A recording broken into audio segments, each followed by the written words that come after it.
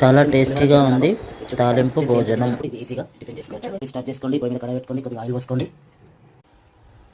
ఆవాలు వేసుకోండి. మిర్చి అందులో కొద్దిగా ఉప్పు కలుపుకొని పెట్టుకోవాలి. వేస్తున్న పచ్చిమిర్చి, ఉల్లిగడ్డ, కరివేపాకు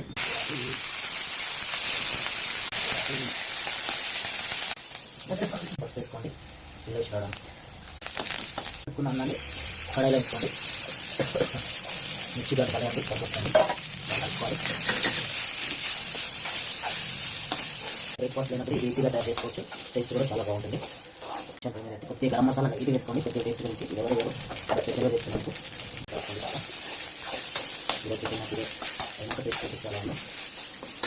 మా అమ్మగారు చేస్తున్న పులిహోర స్టాప్ చేసుకున్నాము. ఇప్పుడు తినడానికి రెడీ. పులిహోర బాగా కలుపుతారంటారు, కానీ నేను పులిహోర తయారు చేసి ఇవాళ టిఫిన్లో తింటున్నాను. కొద్దిగా కారం, అల్లం వెల్లుల్లి కలుపుకున్న కారం కలిపి టేస్ట్ చేద్దామా.